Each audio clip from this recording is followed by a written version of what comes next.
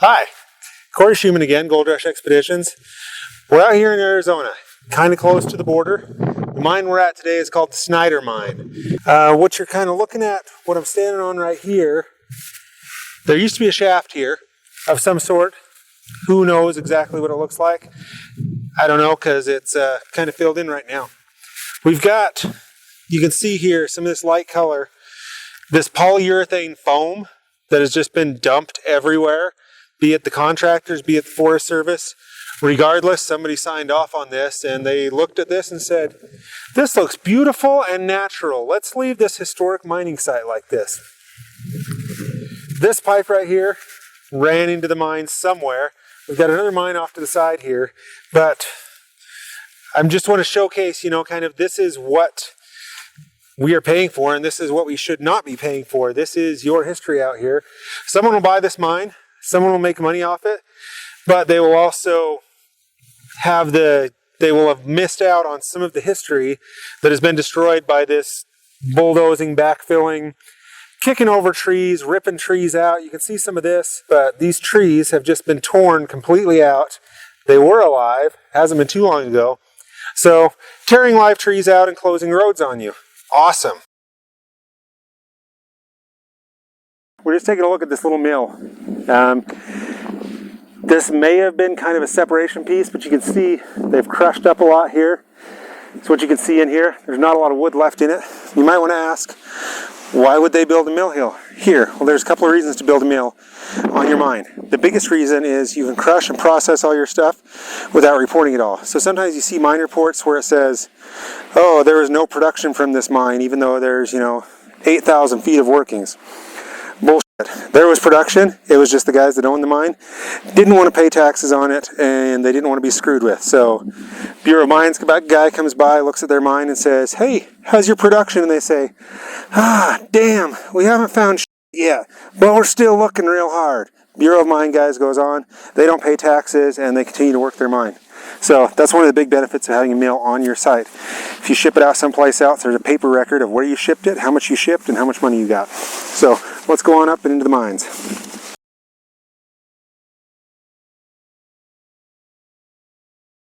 What you've got here is a nice big grate system. If you had your own mine and you wanted to build this on your own mine, you're probably looking $3, $4, or $5 grand. What's good about this, Forest Service has built it for you. It still provides clean culverted access. And if you notice right over here, we have a gate with a lock. So a claimant can file his notice of intent, get the key to the lock from the Forest Service. They cannot keep you out of this. This is your right to prospect. And then go in and check out the mine, see where your minerals are at, and work the mine.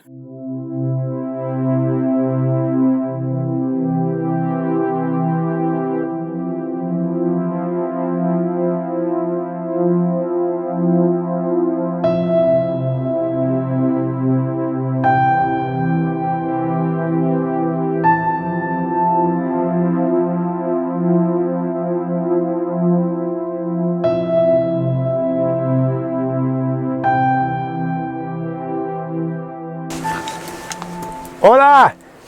Hola! When we're here this close to the border, we're probably, I don't know, 30 miles or so off the border. It's always a good idea just to make sure nobody's in there. You don't want to disturb or scare anybody.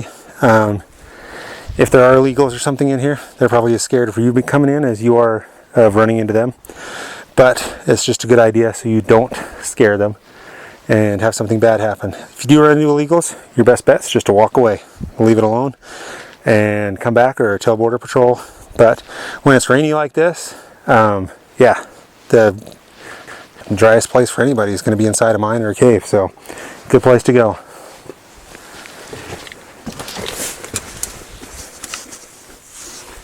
All right,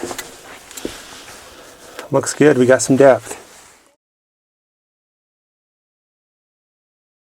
So we're just inside the entrance here. I'm shining my light here on the ceiling. You can see this. This is conglomerate rock. This is, I almost usually like to call it dirt rock. It's not the hardest rock. So conglomerate is usually on the outside, and then as you get farther in, you'll hit hard rock, which is, you know, your solid, stable bedrock where things are at. Somewhere in between there, usually between your conglomerate and your bedrock, is where your richest ores are going to be. So let's keep an eye as we go in, see what everything looks like.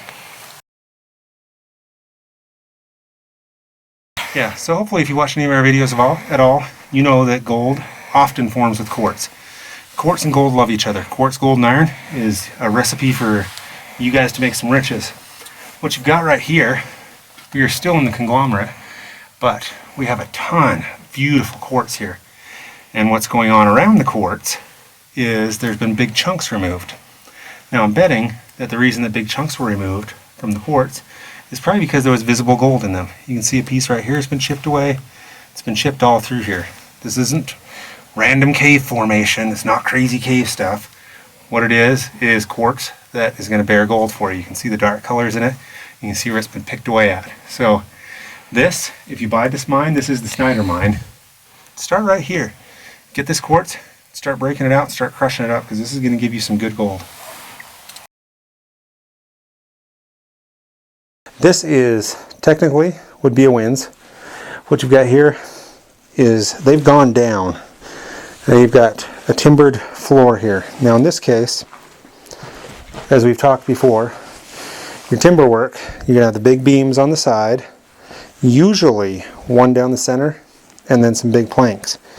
But you've got time. These could be rotted out. You always want to check. You want to see what they look like, see if there's anything going on. I mean, throw a rock. Make sure when you're testing with a foot that you're testing on the back side. Meaning that you're leaning on the back while you're pushing here. Now, there's some beautiful things going on here. This is awesome. This would keep people from falling down the shaft, which is super cool. We've got a shaft over here that is, yeah, f***ing A. So I'm going to put us at 1, 2, 3, 4, 5, 6, 7, 8, 9, 10, 11. So there's 12 levels that I can count down there. Each of those levels is usually about 12 feet. This is some good old school, don't fall down the shaft stuff. This is also some old school, shore it up as cheaply as possible. What do we got outside? We got wood. Well, chop it up, fill it in. That works great. Beautiful, beautiful compartment here. Sometimes you'll hear Jessica talk, or Corey, that's me, talk about a double compartment shaft, and you'll be like, what is this double compartment shaft? This is a double compartment shaft. This right here is where your ore is coming up and down. So you can see that. There's no ladders, there's no anything. This, oh, what's this? I see there's a little bit of a tube over there. I don't know if you can see that. This probably brought water, but look, there's a ladder. You see that? This is all held together. The technology that miners did to keep all this stuff running together is just stunning. If you get a chance to read on mine construction, Butte's got a bunch of stuff on it. It is crazy. But anyway, back to our original point. This is your manway. So 1 compartment, 2 compartment, double compartment shaft. Got it? Got it. Good.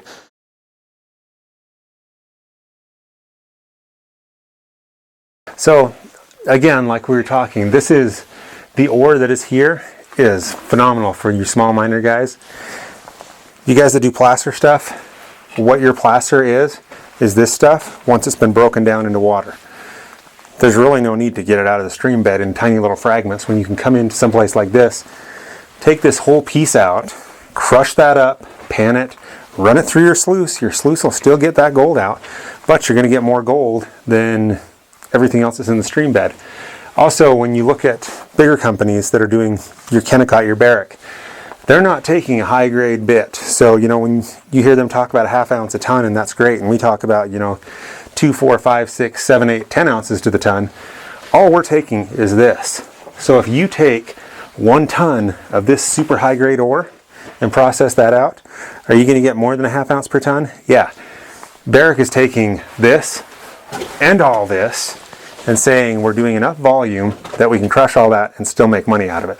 So these are, you know, this is for the small miner. The small miner can make a lot of money doing this type of mining. So if you can see, this big rock is just hanging out waiting to drop on somebody's head.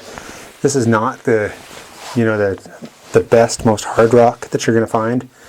So if you did come in and work this mine, one of your first pieces of business, if you're going to come back here, would be to get behind this with a pry bar and drop this big bastard out of here, because you don't want it coming down on your head. In the interest of safety, I'm keeping Jessica back behind that. I think we're just about to the end here, so we're going to shoot a few more pictures and then continue on forward. So as we're in here now, you can kind of see here, here's the vein where they're working. They stopped here, what you see right here, this is the face of the mine. That's the end point there. You can see some of the quartz and the structure there. And you can see the body of the vein here. So what it looks like is they took this section out right here, probably blasted it out and then took it out and either got it assayed or something to that effect. And then, for whatever reason, decided to work. Like, it looks like they have worked a lot of it. Oh, I see why they're working it. Look right up here. You can see some of the little bits of gold and some of the scarring that's running up through there. This volcanic stuff is great for getting gold out of, and that's probably what they were working. Yeah, we'll do some history and see why exactly they stopped, but this is very cool. It's really good potential for a small guy to just come in here and you can just break this out. I mean, rock hammer in a Home Depot bucket and bring it out, crush it up, run it through your sluice box at home, good to go. One of the biggest things you want to be aware of when you're in the mines is your surroundings. If you take a look at this, you can see there's quite a few footprints in here. More than I would expect for being an old mine. Let's see how far they go back. It'll give us an idea of who's been in here and why they've been in here too. If they go all straight to the back and don't do anything, then you may just have some illegals that are hiding out. Or if they go all the way to the back and it looks like they picked a little, it may be some prospectors. Worst case scenario, it may go all the way to the back and there'll be some dumbass that's left a business card there because he explored the dangerous mine. So the mine explorers are not going to be helping anything out because they're coming in here without an intent to mine. They don't know what they're looking for. They're looking for an adrenaline rush. And a mine is not a place to come in and get an adrenaline rush. It's a place to come in and get mining, you know, get minerals, get mines out. So we're going to work back and see what we can see in here. This looks like a great one.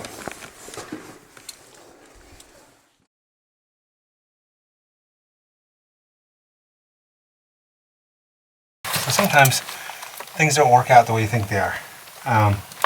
For this little adit, for instance, we saw some pipe coming out here. We see some dig, but the face is right there. So we're, 25 feet of adit. I don't see anything that's super awesome that they cut into, which is probably the reason that they went 25 feet and said, oops, missed the vein, screw it, let's go. So we're going to follow what the miners did and say, oops, they missed the vein, screw it, let's go.